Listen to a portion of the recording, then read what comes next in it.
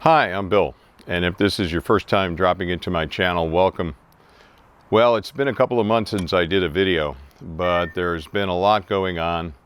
I had some priorities that I had to focus on that did not allow me to engage in the astrophotography side of the things I like to do, but I've kind of arranged all that, and I've now created a bunch of time for me to devote onto astrophotography. So I'm going to start back up with content. The purpose of tonight's video is really just let you know that I'm still here, and I want to thank all the subscribers that stuck with me, as well as all the new subscribers. Sure appreciate it. I finally got my Pegasus Astro Pocket Power Box Advance mounted on my dovetail. So hopefully these camera angles will show you how it's mounted. But thank you, David Teague, for sharing with me those photos of what your rig looked like to mount the power box on your dovetail.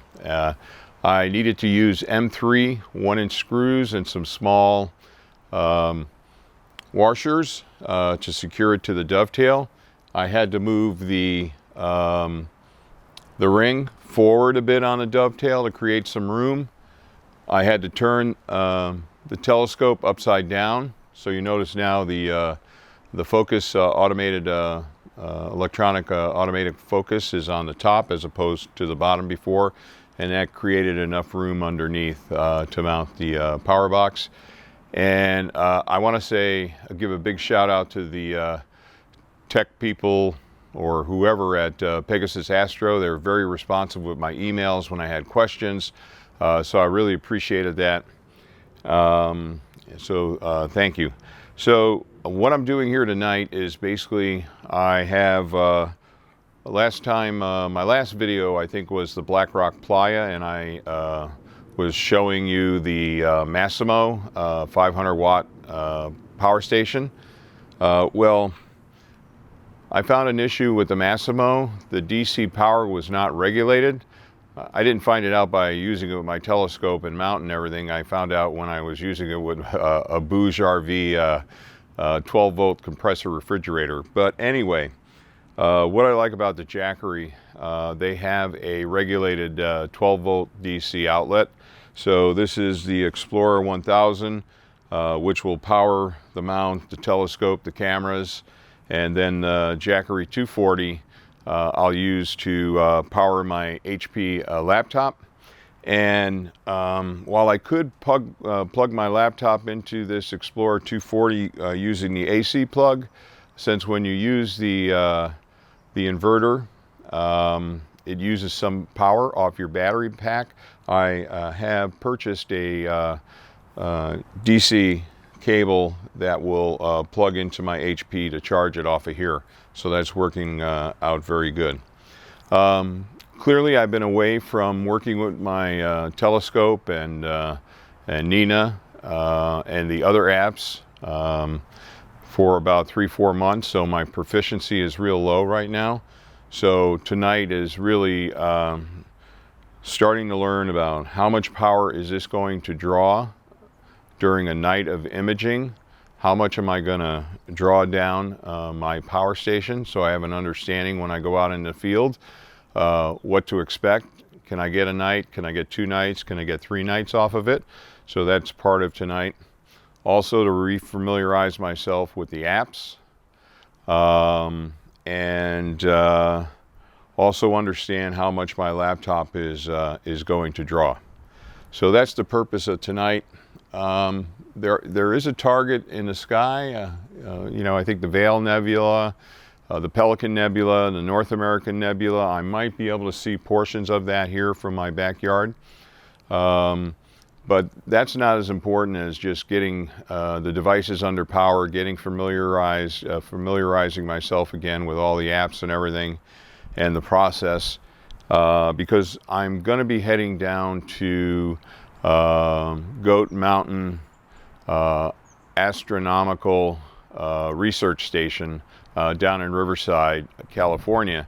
I joined the Riverside Astronomical Society. It's a club, an astronomy club, both visual astronomers and astrophotographers. I did that a couple of months ago. Now that my schedule is clear, I'm looking forward to going down there next week, weather permitting. It's a very dark site, so I'm excited about that. And the next couple of nights, I just want to make sure everything's checked out. I've got everything. I understand how everything works.